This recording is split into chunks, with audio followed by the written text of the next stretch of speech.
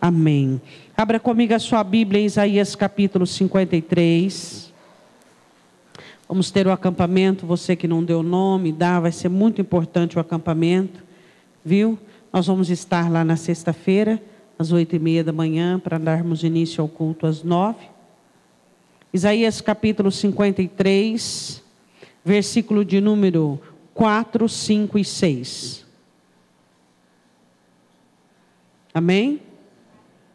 Verdadeiramente Ele tomou sobre si as nossas enfermidades e as nossas dores levou sobre si. E nós o reputávamos por aflito e ferido de Deus e oprimido. Mas Ele foi ferido por causa das nossas transgressões e moído por causa das nossas iniquidades. O castigo que nos traz a paz estava sobre Ele, e pelas suas pisaduras fomos sarados. Todos nós andávamos desgarrados como ovelhas, cada um se desviava pelo seu caminho, mas o Senhor fez cair sobre Ele a iniquidade de nós todos. Amém? Podemos assentar abrindo comigo a sua Bíblia em Lucas capítulo 23. Certamente você já ouviu a mensagem sobre as 7 palavras da cruz, eu já preguei também, mas hoje nós vamos falar sobre 7 personalidades na crucificação. 7 pessoas na crucificação. Lucas capítulo 23.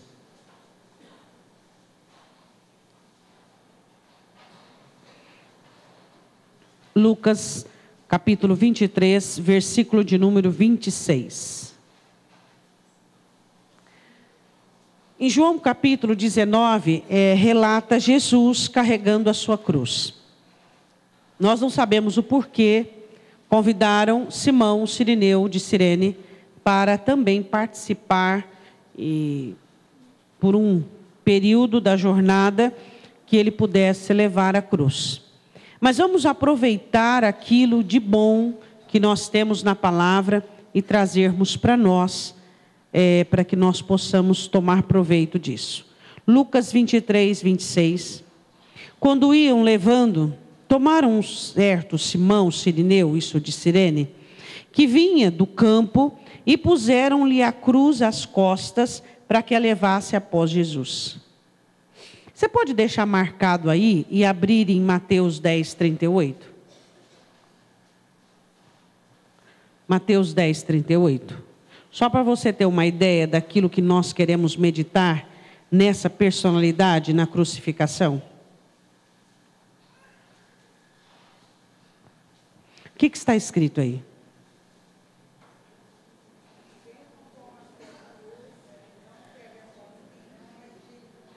A cruz é um problema?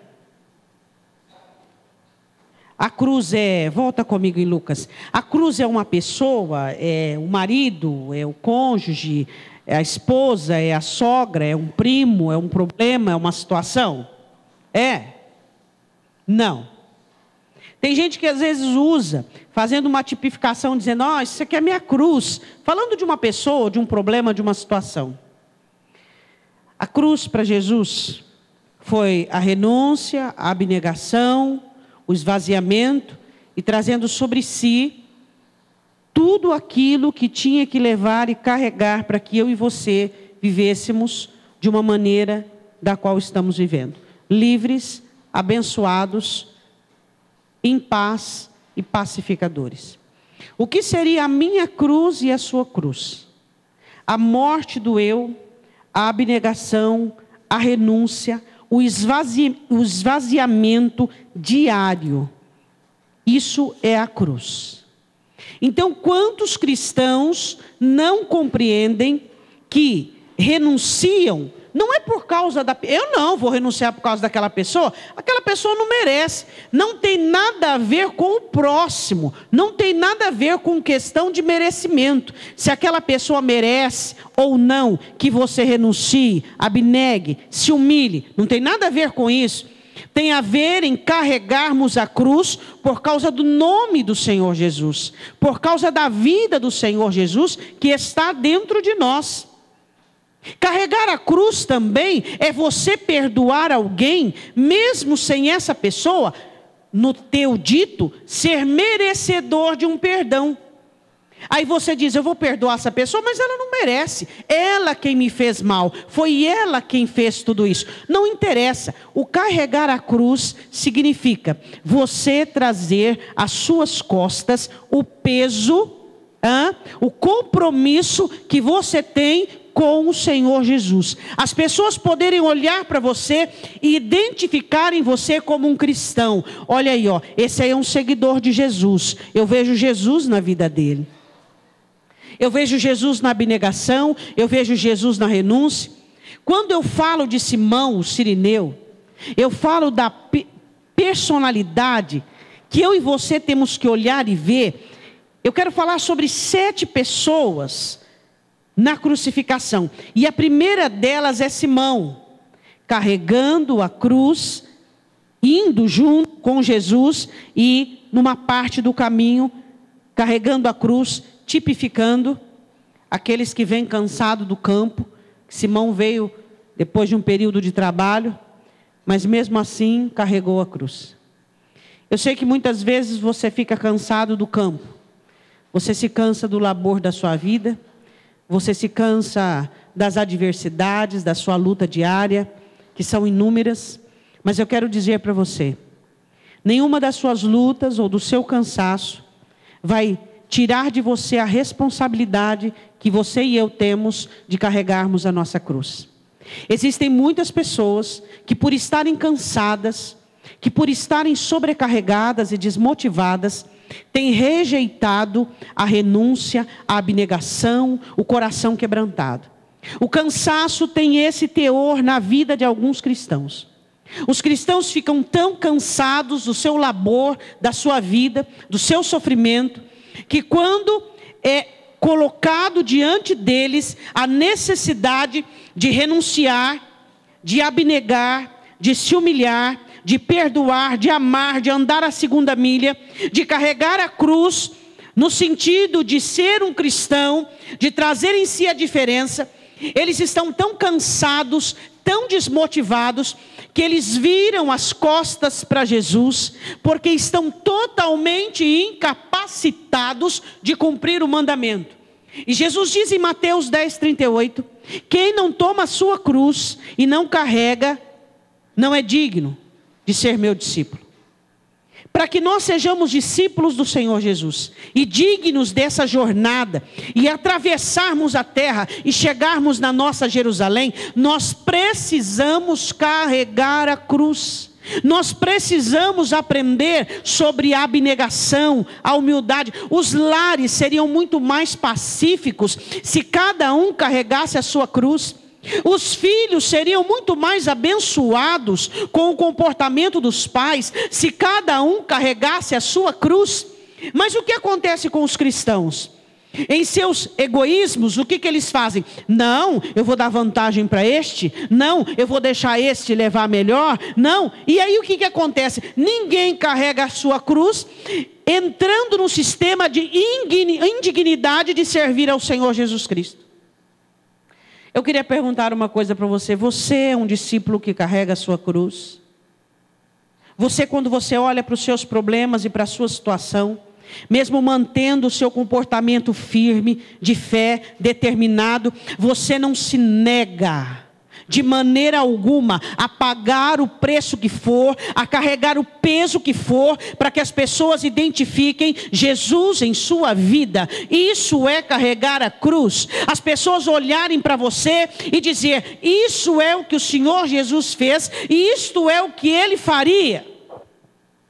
Simão Sirineu personifica o cristão cansado do campo, cansado do trabalho, afadigado pela lida da vida, mas ainda disposto a colocar nas costas a cruz e carregar pela jornada do caminho. Aí você diz, mas pastora, isso não é fácil. Mas quem diz que é fácil ser cristão? É fácil ser de qualquer outra religião, qualquer outra, menos ser cristão, porque o céu não é para qualquer um. Jesus diz que a porta é estreita, o caminho é estreito, Então o que eu e você temos que entender, que todos os dias temos que carregar o peso da nossa cruz, para que possamos ser identificados com o Senhor Jesus. Diga amém. Essa é a primeira personificação dos cristãos na cruz. Segunda personalidade, versículo 27 de Lucas 23.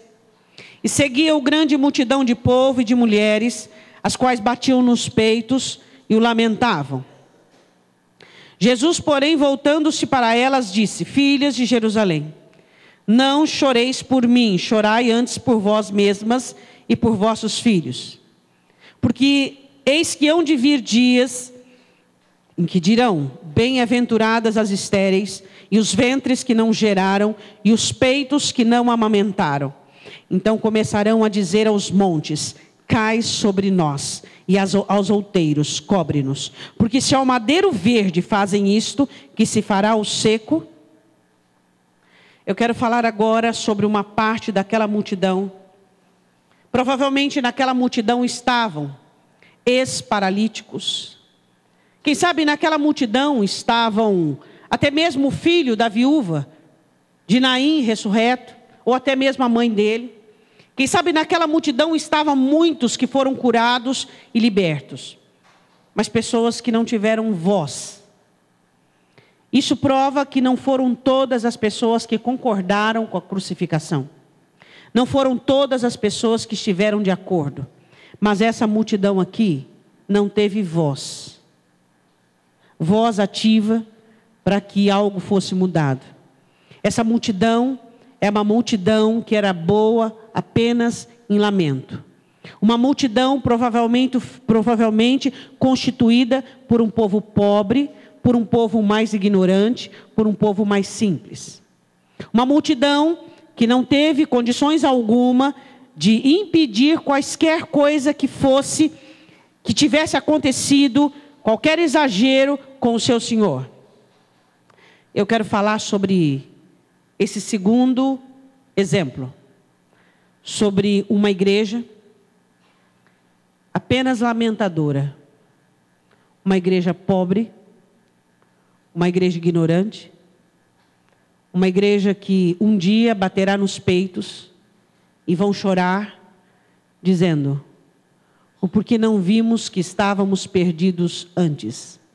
O porquê não contemplávamos que estávamos embaraçados em nós mesmos antes?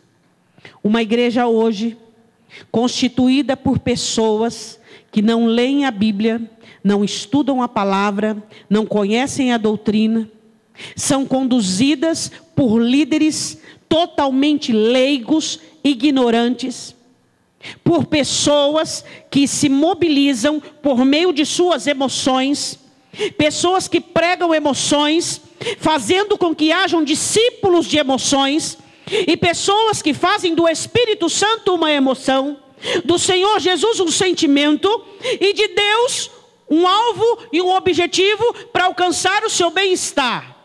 Essa multidão aqui, que é movida pelo seu emocional, que não conseguem ter uma fé para impedir um problema, uma adversidade, essa multidão que não consegue manter-se de pé de um ataque maligno, essa multidão que não consegue perseverar numa provação, essa multidão que não consegue ficar de pé num período de tentação, essa multidão que sucumbe, é essa multidão que bate hoje nos peitos e chora e lamenta diante de um problema e de uma dificuldade.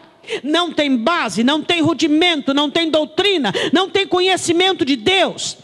Leva-se um vento para cá, leva-se outro vento para lá. Isso é verdade. Não vão comparar com a palavra, não vão analisar a profecia, não vão conhecer.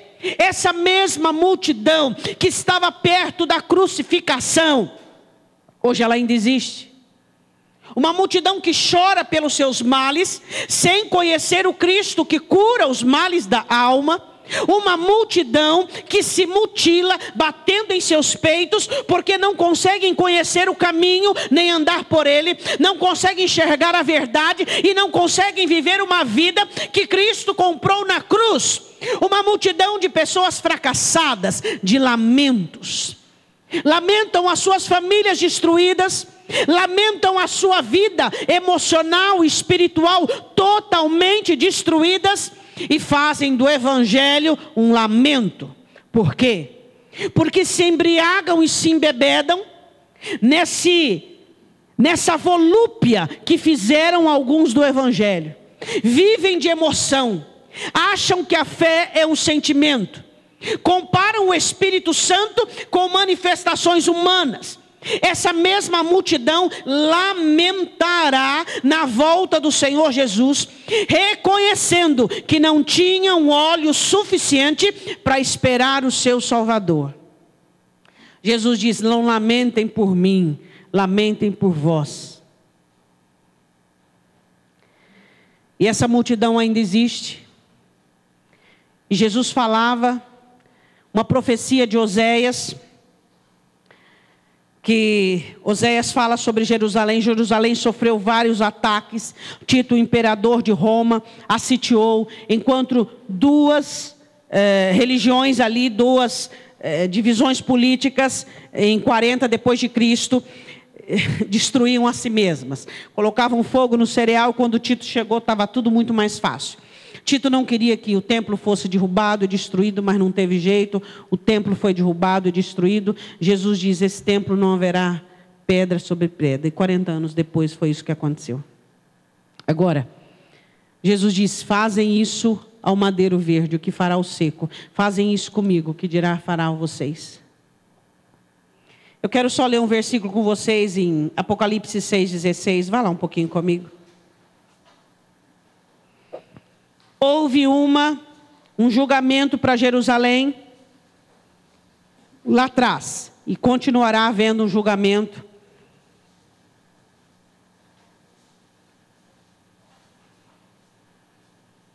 Vamos ver o 15, Apocalipse 6,15.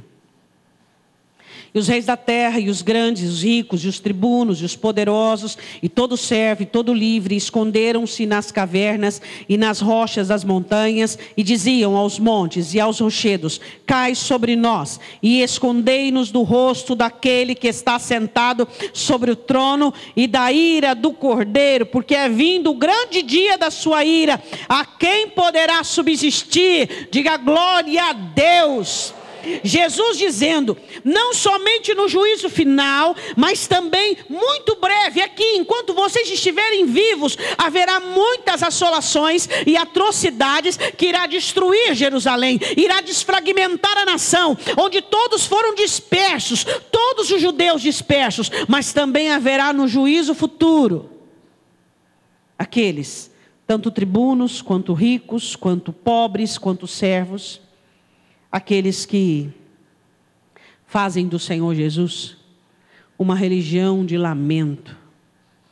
É lamentável o que algumas pessoas fazem do Evangelho. É lamentável o que algumas pessoas têm feito com a relíquia, com a preciosidade do Evangelho que Cristo tem nos deixado. É lamentável você olhar para cristãos que estão sucumbindo em seus pecados. É lamentável você olhar para famílias inteiras totalmente sentenciadas à miséria.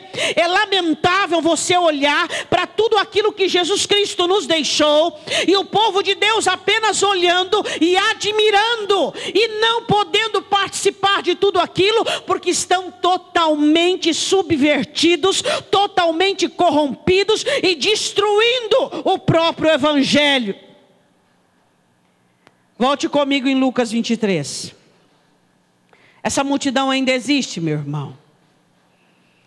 Se nós não tomarmos a nossa cruz e não chorarmos por nós mesmos, e não lamentarmos pelo evangelho pobre que temos vivido, pela compreensão pobre, pela ignorância, Quem é que a besta e o anticristo irá arrebanhar, senão os ignorantes? Aquele que não conhece a palavra, aquele que Satanás entra e diz as regras e dita, e simplesmente ele vai na entoada do diabo, porque ele não sabe refutar.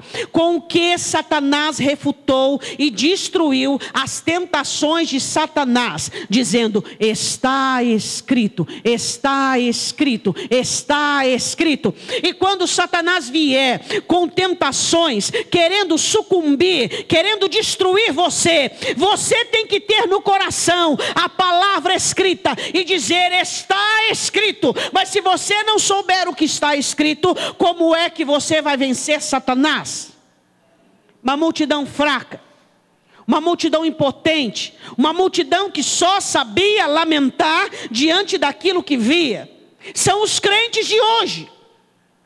Eles são alegres e eufóricos em seus cultos arrebatadores, em seus cultos barulhentos, mas diante de seus problemas, eles apenas lamentam, apenas sucumbem diante de seus problemas.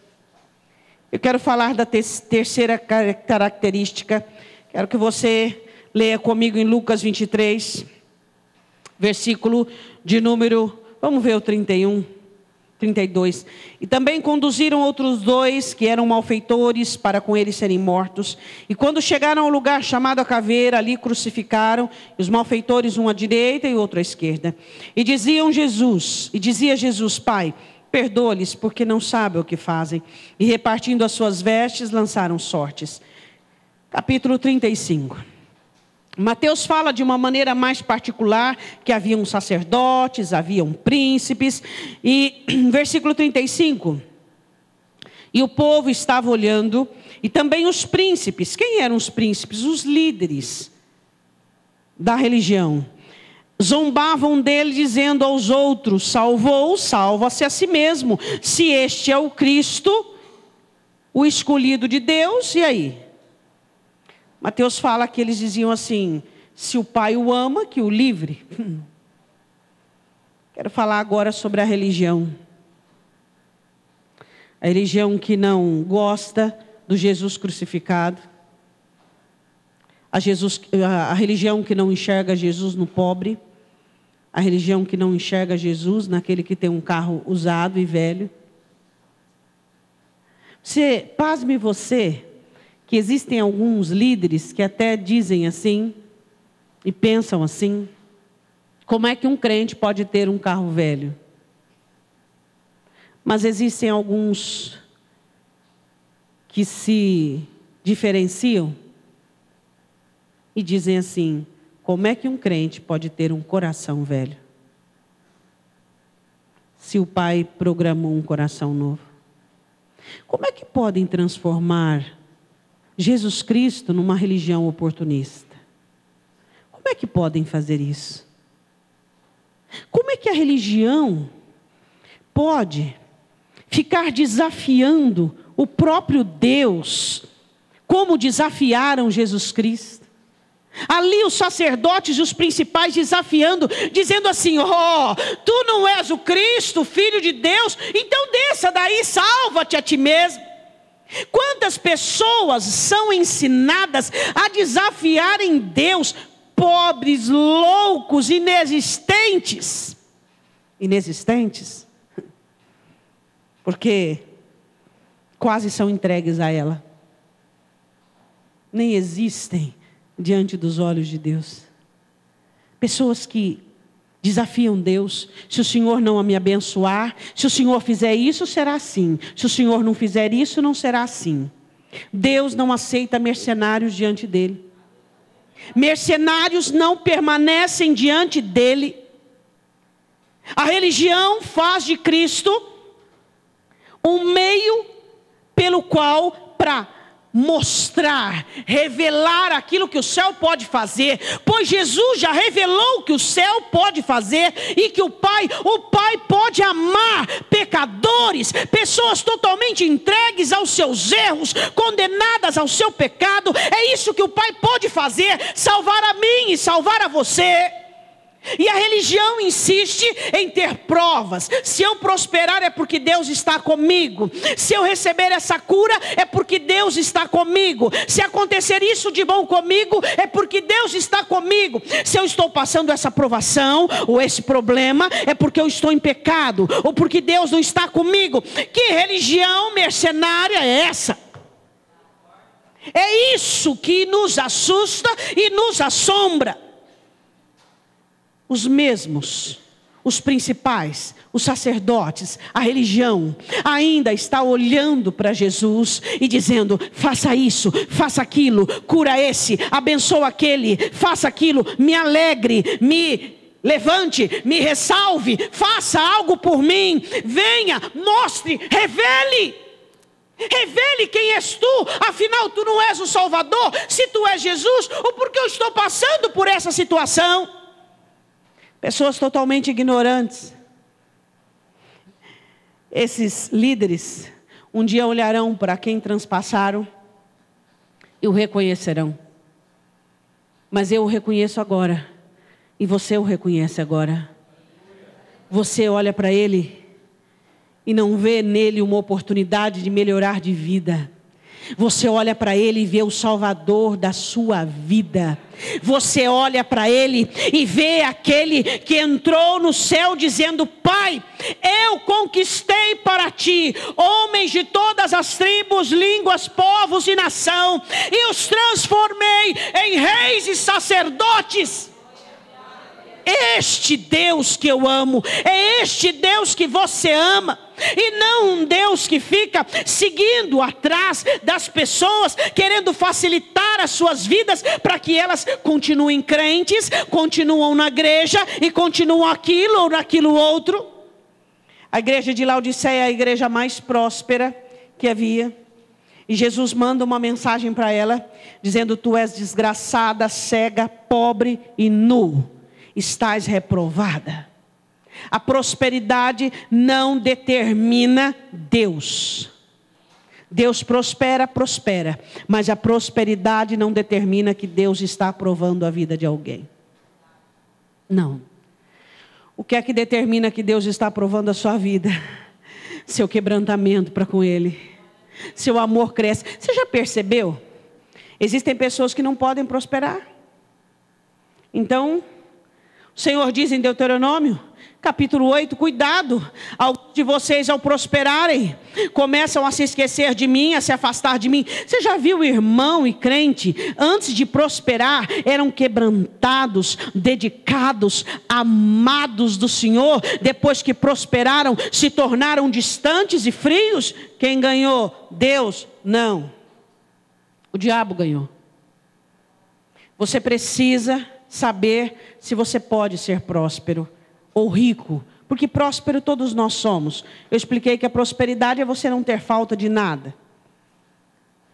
E esses homens, a religião, olhava para Jesus e dizia assim: opera um milagre aí, vai. Faz alguma coisa aí, vai, para que nós possamos te identificar como filho de Deus. E hoje não é diferente. As pessoas querem sinais, querem manifestações, querem. Você já parou para pensar que Deus também quer coisas de você? Você já aprendeu a fazer a oração em dizer: Senhor, o que é que o Senhor quer de mim?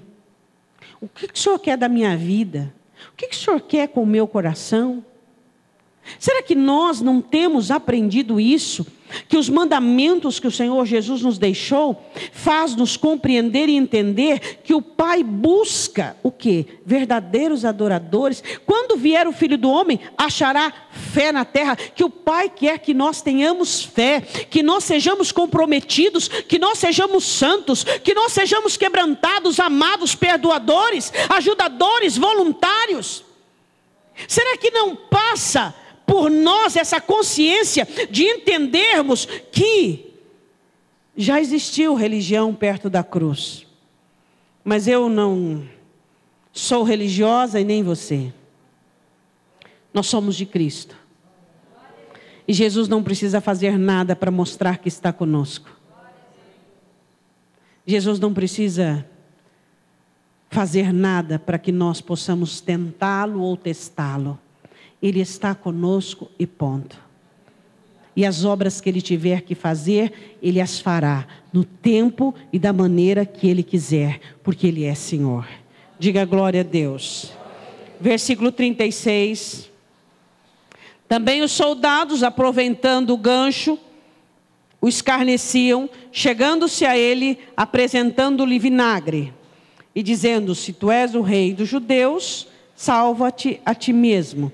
Eu quero falar dos soldados como a política. Os soldados estavam ali obedecendo a Pilatos, e obedecendo também, o Pilatos aceitando ali o conselho dos sacerdotes, e crucificam. Eu quero falar da política. Não quero falar da política só como um sistema mundial, mas eu quero falar da política como crentes políticos. O que seria um crente político, pastora? Jesus já disse sobre o crente político: ninguém pode agradar a dois senhores. Tem crente que quer fazer política com Deus. Ele tanto quer vir à igreja, quanto quer as bênçãos de Deus, quanto quer Deus, quer ir para o céu, mas também ele quer o mundo. Ele quer tanto agradar um quanto agradar o outro. Mas antes de eu falar sobre isso, vamos falar da política em si, das leis nacionais regimentadas. Nós estamos piorando cada vez mais. As leis do nosso país estão apodrecendo a sociedade. E, infelizmente, as igrejas aderem às leis. As igrejas estão abrindo as portas para a lei constituída no país. Só que eu já tenho a minha lei, e você? Eu devo honrar as leis do meu país? Devo, desde que elas não contrastem com a lei do meu Deus. O dia que ela contrastar com a lei do meu Deus, eu já tenho o meu partido. Eu já escolhi a quem eu sirvo. E você? Somos obedientes às leis do nosso país. Não somos transgressores. Somos cidadãos exemplares dentro do nosso país.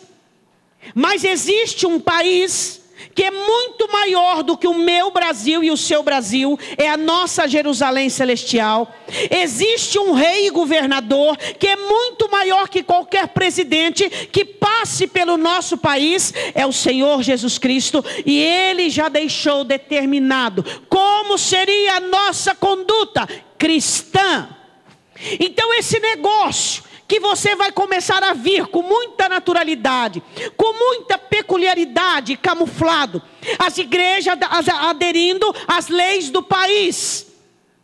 E a política, ela é assim, ela é camuflada, e pouco a pouco ela vai criando discípulos e seguidores. E a política irá cada vez mais perverter, e ela só irá perverter quem não tem lei, quem não conhece mandamento, quem não tem o Senhor Jesus. Você já viu aquele crente dizendo assim: não tem problema, isso não tem importância, passa, vai, passa, deixa passar, não. Esse crente é que vai se perder na política. É esse crente que não sabe dizer sim, sim, não, não, sim, sim, aprovado, não, não pode de jeito nenhum, ratificar com o segundo não, ratificar com o segundo sim. E ali estava a política, oferecendo vinagre para Jesus com sede. Ali estava presente a política como hoje. Vamos continuar. Versículo 38. Também por cima dele estava um título escrito em letras gregas, romanas, hebraicas: este é o rei dos judeus. E um dos malfeitores que estavam pendurados blasfemava, dizendo: se tu és o Cristo, salva-te a ti mesmo e a nós. Respondendo, porém, o outro repreendia-o, dizendo: tu nem ainda temes a Deus, estando na mesma condenação? E nós, na verdade, com justiça, porque recebemos o que os nossos feitos mereciam, mas este nenhum mal fez. E disse a Jesus: Senhor, lembra-te de mim quando entrares no teu reino. E disse-lhe Jesus: em verdade te digo, que hoje estará comigo no paraíso. Quinta personalidade na cruz, os pecadores. Existem pecadores que querem Jesus para ir para o céu. Existem pecadores que querem Jesus por conta dos benefícios. Isso é lógico. A quinta figura que você encontra ladeado à crucificação é dividido ao meio. Um dizendo: se tu és o Cristo, salva-te a ti mesmo e a nós, faz-nos descer daqui, livra-me dessa condenação. Eu quero ser livre de novo para praticar as mesmas obras que antes eu praticava. O outro dizia: não faça isso. Você tem que ter temor. E olhando para Jesus disse: lembra-te de mim quando entrares no paraíso. Novamente nós voltamos na mesma tecla. Eu queria perguntar para você, se você estivesse, porque o nosso pecado iria nos condenar, se você estivesse no lugar destes dois ladrões, qual você seria? Aquele crente que olha para Jesus como uma oportunidade, como alguém que o perdoa para que ele volte às mesmas práticas pecaminosas, infrutuosas e sensuais? Ou você seria aquele que olharia para Jesus dizendo: Senhor, eu quero o céu, me leva para o céu, eu preciso do céu, eu preciso ter o meu nome escrito no livro da vida, eu preciso ser salvo, eu preciso ter o sangue do Senhor sobre a minha vida, me perdoando os meus pecados, sarando as minhas feridas, me aprovando, para que quando eu chegue no céu, eu ouça dos teus lábios: filho, fostes fiel no pouco, sobre o muito eu te colocarei, entra para o gozo do teu Senhor. Qual desses dois ladrões nós seríamos? É muito fácil nós respondermos. Como? É só olhar quando você passa por uma situação difícil. Você olha para o Jesus que transforma a terra, cura sua terra, resolve os seus problemas. Ou você olha para Jesus que disse assim: não se turbe o vosso coração. Credes em Deus, crede também em mim. Na casa de meu pai há muitas moradas. Se assim não fora, eu vou-lo teria dito, pois vou preparar-vos lugar. E quando eu for e preparar lugar, eu voltarei para vos levar. Quando você enfrenta problemas e adversidades, qual é o Jesus que você procura? O Jesus que vem para resolver seus problemas em primeira instância? O Jesus que vem acertar e colocar todas as peças nos lugares? Ou você olha para Jesus dizendo: Senhor, muito obrigada porque eu tenho a esperança do céu, eu quero o Senhor na minha vida, e não importa por aquilo que eu passo, tudo que o Senhor puder fazer por mim, eu sei que o Senhor vai fazer, mas não me interessa resolver os meus problemas aqui, o que me interessa é resolver os problemas daqui, que pode me tirar do céu, e eu não quero ficar longe do céu, eu não quero perder a esperança da glória, eu quero ser salvo, eu quero ser arrebatado, eu quero ter o nome escrito no livro da vida. Quais dos dois tipos nós somos? Queremos um Jesus que nos tire a cruz? Facilita a minha vida, Senhor. Queremos um Jesus que tira o peso? Queremos um Jesus que facilita a vida? Ou queremos um Jesus que nos leva até o fim? Senhor, até o final eu vou ser fiel. Passa pelo que eu passar, eu serei fiel. Se o Senhor me ajudar, bem. Se o Senhor não me livrar, também está bem. Como os 3 moços diante da fornalha de fogo. Ó rei, saibas que quem pode nos livrar é Deus. Mas se Ele não também nos livrar, saiba que nós não nos prostraremos diante da imagem que fizestes. Este é o cristão. O cristão independente do que Deus vai fazer por ele. Deus já fez, Deus já o salvou, já o livrou, já escreveu o nome dele no livro da vida, independente. Agora tem crente que quando ele passa por uma situação ruim, ele deixa de vir à igreja, deixa de orar, deixa de ler a Bíblia. Isso é mercenarismo? Diga, isso é mercenarismo. Essa é a quinta personalidade. Quero falar agora da sexta. Versículo de número 44. E era já quase a hora sexta, houve trevas em toda a terra, até a hora nona, escurecendo-se o sol. Rasgou-se ao meio o véu do templo, aleluia. E clamando Jesus com grande voz, disse: Pai, nas tuas mãos entrego o meu espírito. E havendo dito isto, expirou. O centurião, vendo o que tinha acontecido, deu glória a Deus, dizendo: na verdade, este homem era justo. Em Mateus ele diz assim: este homem era filho de Deus. Eu quero falar agora sobre a sexta pessoa, sobre a lei. Centurião, ele era um soldado também, como os outros que escarneciam, mas agora a lei. Nem toda a lei é podre. Existem pessoas que aplicam a lei, que reconhecem Jesus como superior a toda lei. Deus sempre terá, entre os seus escolhidos, no meio da podridão da política, no meio da podridão da lei, sempre terá os seus. Assim como na igreja. Na igreja tem o joio, mas Deus também tem o trigo. Aquele centurião olha para Jesus e disse: este homem era filho de Deus. Ele reconhece. Eu vou dizer para você que existem muitas pessoas que trabalham para os governos e que têm um governo absoluto sobre si. O governo de Deus. E essas pessoas um dia poderão provar que eles reconhecem o governo de Deus, que é absoluto. Em todo lugar da nação, em todo lugar que Satanás tem os seus, Deus também tem os seus. Em um versículo você vê soldados escarnecendo de Jesus.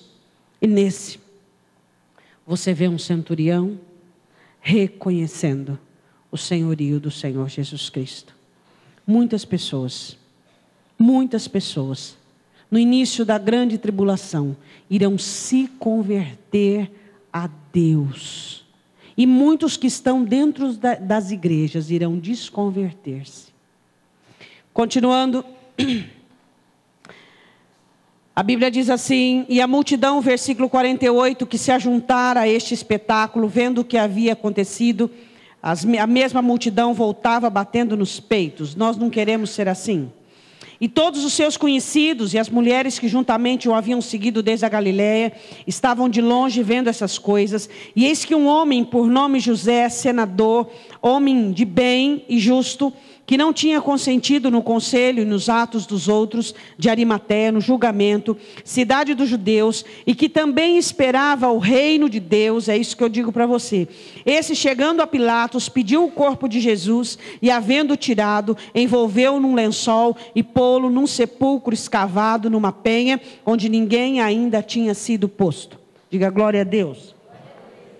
José, homem político, senador, bem, rico e justo, chegou para Pilatos e disse: eu quero o corpo dele. Jesus, explicando sobre os ricos, disse que é muito difícil os ricos entrarem no reino dos céus, mas não disse que é impossível. Tiago, explicando sobre os ricos, que também seria difícil para os ricos poderem fazer parte do reino dos céus, que eles teriam que ter muito cuidado com o dinheiro. E eu quero dizer uma coisa para você.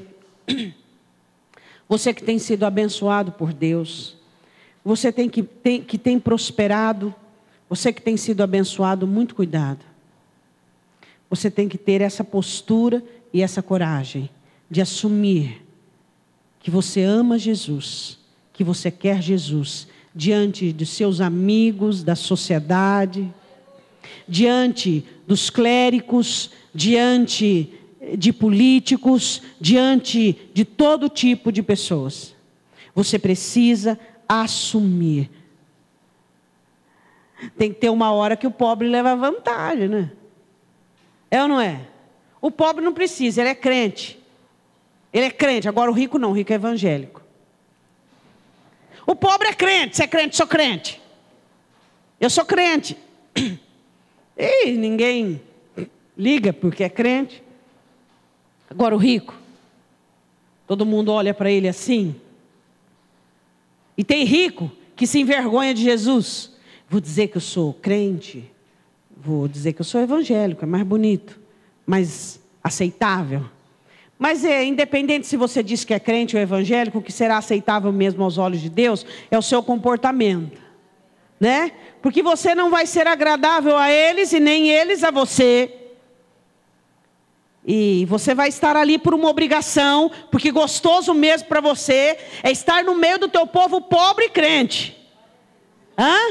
É isso que é gostoso.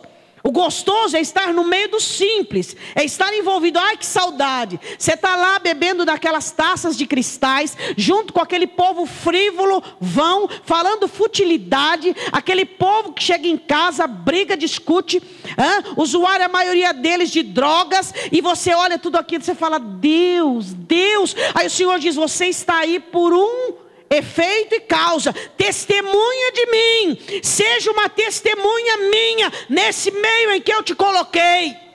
Esse é o objetivo, porque o seu coração é pobre, seu coração tem uma pobreza que é abnegação, renúncia, e ali a única riqueza é o Senhor Jesus. Ele é rico na sua vida. Você tem regalias, você tem o dinheiro, mas o que você tem realmente de único na sua vida tem um nome, e não é mamon, é Jesus.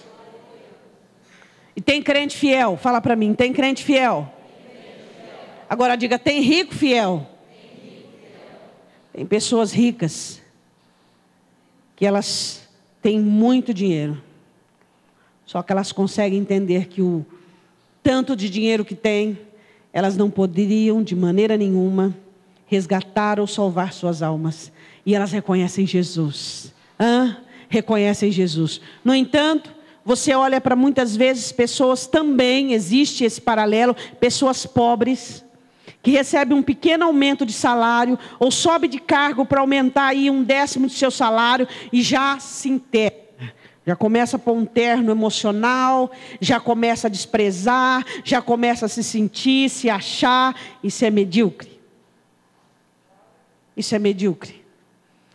A sétima personalidade na cruz são aqueles que Deus tem abençoado e prosperado, mas eles continuam amando o seu Senhor e usando os privilégios que têm para o reino dos céus. José usou o privilégio que tinha para cumprir nele a profecia. E ele chega e pede o corpo de Jesus e o coloca num sepulcro novinho que ninguém tinha usado antes. Isso é maravilhoso.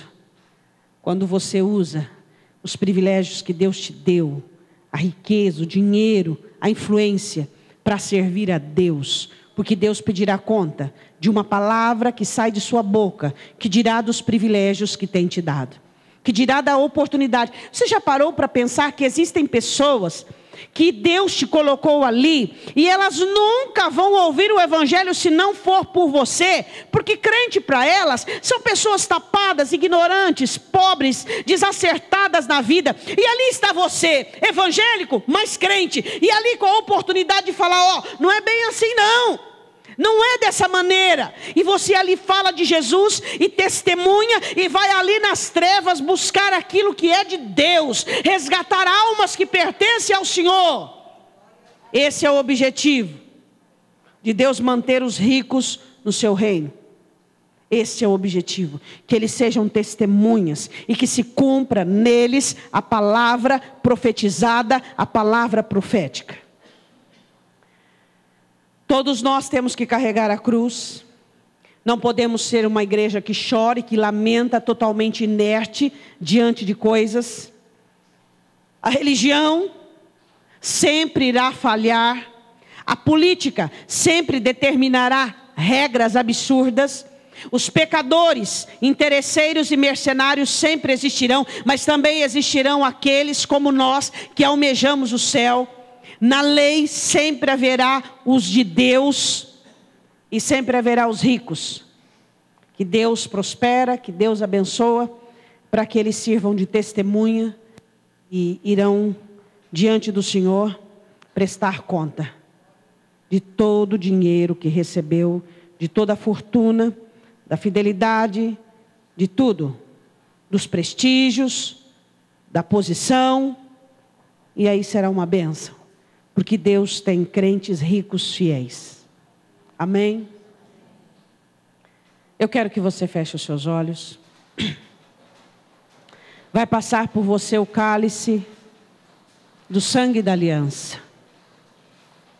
O Senhor tem aliança conosco. Ele está dizendo para você nesta noite: toma a sua cruz. Tome a sua cruz. Ele está dizendo para você: não seja uma igreja inerte que vive de lamentação. Não. Ele está dizendo: cuidado com a religião. Cuidado com a política do país de vocês. Cuidado com os pecadores mercenários que estão interessados apenas naquilo que o céu pode oferecer. E que o Senhor sempre terá nas leis e nos tribunais pessoas que sejam fiéis, tementes e que servem ao Senhor. Mesmo no meio da corrupção, Deus terá os seus instrumentos. No meio da riqueza, dos ricos frívolos, medíocres, Deus terá os seus. Em nome de Jesus. Eu quero que você faça a sua oração agora. E que você clame pelo sangue de Cristo sobre a sua vida. Pedindo ao Senhor livramento das raias da política. Pedindo ao Senhor livramento de tudo aquilo que a política quer inserir, a sociedade quer proclamar como correto, como certo. Diga: Senhor, guarda o meu coração, guarda a minha mente. Eu não quero ser libertino, eu não quero ser um liberalista, eu não quero ser alguém reprovado pelo Senhor. Existem muitos pastores liberalistas, existem muitas ovelhas liberalistas, mas Jesus diz que o caminho é estreito. O caminho é estreito. Em nome de Jesus, diga: Senhor, eu quero o teu sangue. Nesta campanha eu quero o teu sangue sobre a minha vida, porque eu quero me livrar, meu Deus, de tudo aquilo que eu ouvi nesta noite, que está muito perto da cruz, muito perto da crucificação. Deus, eu quero carregar a minha cruz. Eu não quero ser uma igreja que apenas lamenta, fraca, débil. Eu não quero ser, Senhor, da religião. Eu quero ser de Cristo. Senhor, eu não quero aceitar a política quando a regra da política contrasta com a tua palavra. Eu já tenho a tua lei, a tua palavra determinada no meu coração. E é a tua palavra quem eu amo, é a tua palavra que eu espero. Diga ao Senhor: Senhor, me guarda nestes dias que são tão difíceis. Me cubra com o teu sangue, Jesus. Você que já pegou o cálice, coloque-se de pé em nome de Jesus. Oh, Espírito Santo de Deus, enquanto nós cantamos essa canção, nós estamos nessa campanha. Eu quero que você ore para que o sangue de Cristo esteja sobre a sua vida, esteja sobre os seus filhos, sua família. Deus conhece o seu futuro e Ele sabe os riscos que você tem corrido. Então, em nome de Jesus, clame agora por proteção de todas essas hostes da maldade, de todas essas miríades celestiais. Satanás está desesperado para colocar você e eu junto com essa turba, junto com esse povo medíocre, esse povo que não discerne a mão direita da mão esquerda, esse povo que tem feito de Jesus Cristo uma religião falida, uma religião emocional, uma religião que não tem poder e nem autoridade.